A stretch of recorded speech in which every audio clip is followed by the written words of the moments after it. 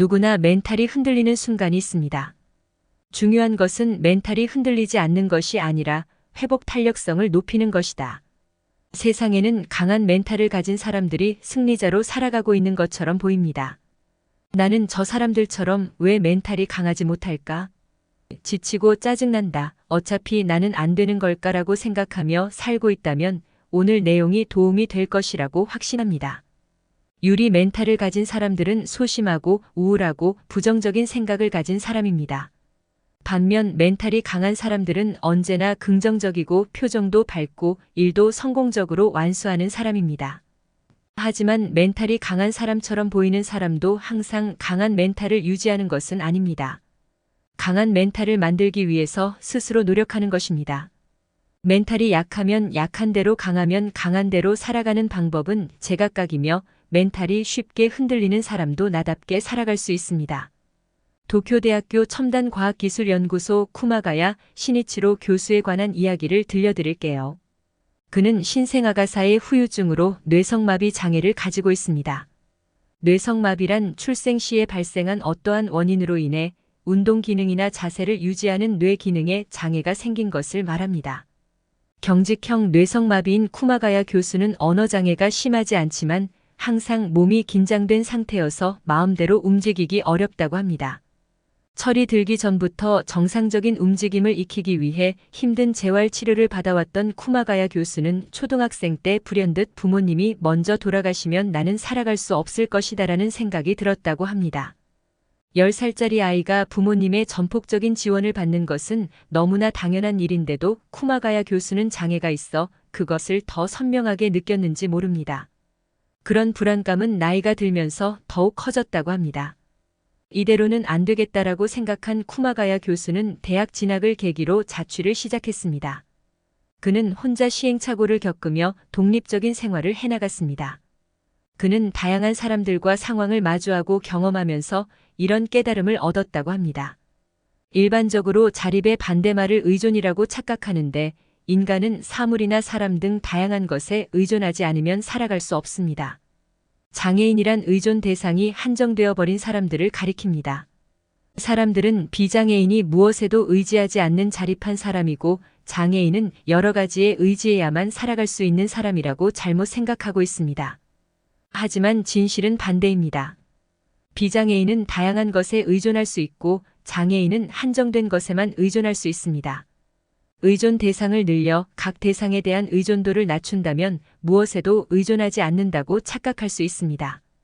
의존 대상을 늘려서 각 대상에 대한 의존도를 낮춘다는 것은 장애의 유무와 관계없이 모든 사람들에게 공통적으로 해당됩니다. 자립하기 전에 쿠마가야 교수는 그 사람이 없으면 살아갈 수 없다라는 생각을 할 정도로 부모님에 대한 의존도가 높은 상태였습니다. 하지만 현실 사회는 그 사람이 없어도 다른 사람들도 많고 나는 살아갈 수 있으며 살아가야만 합니다. 누군가가 사라지면 나는 더 이상 살아갈 수 없다는 것은 자신이 스스로 만들어낸 환상일 뿐입니다. 우리가 지금 살아가고 있는 현실 세계가 아닙니다. 그렇다면 어떻게 해야 그 환상의 공간에서 빠져나올 수 있을까요? 누군가에게 쉽게 의존하는 사람은 무의식 중에 시야가 좁아지는 경향이 있습니다. 그리고 의존했던 것이 없어지면 마치 그 세계가 끝날 것처럼 느껴집니다. 그럴 때는 조금만 시선을 들어서 옮길 필요가 있습니다. 의존성이 강한 자신에게 지쳐버렸다면 자립하기 위해 위존도를 낮출 필요가 있습니다. 연인과 헤어지거나 좋아하는 연예인이 은퇴하고 활동을 중단하는 등 의존 대상이 갑자기 사라지는 경우도 있습니다. 자기 의사와 관계없이 의존 대상이 사라졌을 때 멘탈은 무너지기 쉽습니다. 내가 좋아하던 것을 잃은 슬픔은 새로운 팬 활동으로 치유할 수 있습니다. 그때를 위해 자신이 의존할 수 있는 대상을 늘려가면서 하나에 대한 의존도를 줄여나갑니다. 내가 가장 좋아하는 것들이 늘어날수록 즐거움도 배가 됩니다. 내가 좋아하는 사람이나 물건에서 기분 좋은 에너지를 받을 수 있다면 가장 좋지 않을까요? 의존 대상을 늘리는 것도 중요하지만 의존 대상의 수와 관계없이 공통적으로 내가 그 관계를 통해 행복을 느끼고 웃을 수 있어야 합니다. 내가 즐거우니 함께한다. 내가 웃을 수 있으니 한다. 이것이 무엇보다 중요한 기준입니다. 의존 대상이 없어지더라도 기분 좋은 상태가 유지되려면 새로운 대상이 필요합니다. 그럼 본격적으로 회복 탄력성을 높이는 방법을 알려드리겠습니다. 멘탈이 무너졌을 때는 생각을 멈춰라. 우울한 생각들이 겹겹이 쌓이다 보면 어느샌가 멘탈이 무너지는 경험을 하게 됩니다. 평소에 멘탈이 강한 사람이라도 멘탈 붕괴는 피할 수 없습니다. 이런 경험이 다들 있을 것입니다. 멘탈 붕괴를 예방하려고 하지 말고 이런 상황이 언제든지 올 수 있다는 것을 전제로 두고 대책을 생각해야 합니다. 자신이 멘탈이 무너진 느낌이라면 가장 좋은 방법은 뇌를 쉬게 하는 것입니다. 뇌를 쉬게 하는 방법은 잠을 자는 것이 좋습니다. 개인적으로 자주 쓰는 방법이기도 합니다. 엄청 열받는 일이 있거나 기력이 쇠하고 우울함이 쌓이면 그냥 누워서 재미있는 영화를 보면서 잠을 청합니다. 그렇게 아무 생각 없이 자고 일어나면 뇌가 재부팅되면서 힘이 납니다. 잠을 청하거나 잠이 오지 않는다면 자신이 평소에 즐기는 만화책을 보는 등 가볍게 집중할 수 있는 일을 하며 뇌를 쉬게 해주는 것이 중요합니다. 분노가 사그라들 때까지 딱 6초만 기다리자. 사실 분노한 상황에서 6초를 기다릴 수 있다면 굉장히 냉정한 사람일 것입니다. 감정 자체에 초점을 맞추지 말고 자신이 왜 짜증이 났는지를 객관적으로 생각해 보는 훈련이 필요합니다. 이런 훈련으로 가장 추천하는 것은 일기 쓰기입니다. 단 한 줄이라도 좋습니다. 일어난 일에 대한 자기의 생각을 적어보세요.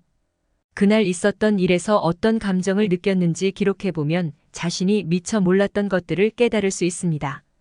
꾸준히 일기를 써서 감정을 말로 표현하는 연습을 하면 자신의 정신과 몸 상태를 제대로 파악할 수 있습니다. 답이 없는 고민에 감정 낭비하지 마라. 사람이 살아가면서 하는 고민의 대부분은 일어나지 않을 일에 대한 고민이라고 합니다. 어떤 고민이 있을 때 혼자 생각해서 답이 나오는 고민인지 아니면 혼자 아무리 생각해봤자 답이 나오지 않는 고민인지를 먼저 판단해 봅시다. 만약 내가 고민해서 답을 얻을 수 있다면 적극적으로 문제를 해결하면 되는 것이고 내가 고민해서 답을 낼 수 없는 고민이라면 더 이상 내 감정을 낭비하지 말고 깨끗하게 잊어버리는 연습을 하세요. 초조하거나 불안감에 휩쓸린다면 체크. 초조함을 느끼거나 막연한 불안감에 이리저리 휩쓸리고 있다면 이런 방법을 사용해 보세요. 구체적인 말로 작성하면 좁아졌던 시야가 넓어지고 객관적으로 볼 수 있습니다. 1. 목표를 이루기 위해 지금 어떤 노력을 하고 있는지 나열한다. 3. 최선을 다한 일 가운데 잘된 것과 잘되지 않는 것을 나눈다. 4. 목표를 이루기 위해 올바른 방향으로 노력하고 있는지 혹은 다른 접근 방법으로 바꾸어야 하는지를 생각해보고 어떤 것들을 개선해야 할지 찾는다. 5. 지금 나의 실력으로 무엇을 할 수 있는지를 나열한다. 그리고 쉽게 할 수 있는 일부터 시작하기 위해 우선순위를 정한다. 6. 개선해야 할 점이 하나도 없다면 지금은 시기가 아니거나 결과가 나오는 중일지도 모른다. 그러므로 지금 하고 있는 일을 계속한다. 일단 몸을 먼저 움직여야 해. 뇌과학적으로도 일단 몸을 먼저 움직여야 뇌가 움직이기 시작합니다. 뇌가 움직이면 자연스럽게 의욕이 생기고 해야 하는 일을 시작할 수 있으며 작업에도 속도가 붙습니다. 그러니 먼저 움직이는 것이 중요합니다. 태어난 김에 즐겁게 사는 수밖에. 사는 게 재미없고 즐거운 일도 없고 살고 싶지도 않은 그런 시간이 나에게도 오랫동안 있었습니다. 아무리 멋지게 보이는 인생일지라도 누구나 굴곡이 있고 아픔의 시간들이 있습니다. 남을 부러워하지 말고 부정적인 감정에 휘둘리지 말고 애써 긍정적으로 생각하면서 삶을 즐기며 살아야 하는 이유입니다. 한 번뿐인 인생에 무기력함으로 시간을 낭비하지 마세요. 멘탈이 강하건 약하건 있는 그대로의 자신을 받아들이고 사랑하는 것이 중요합니다. 그게 나야. 하지만 좋은 점도 꽤 많아. 그러니 남과 비교하면서 자괴감에 빠지지 말고 지금 이 순간을 즐기며 행복하게 사세요. 오늘 소개한 내용은 책 유리 멘탈이지만 절대 깨지지 않아를 참고했습니다. 이 책의 저자는 정신과 의사이며 멘탈 코치로 활동 중입니다.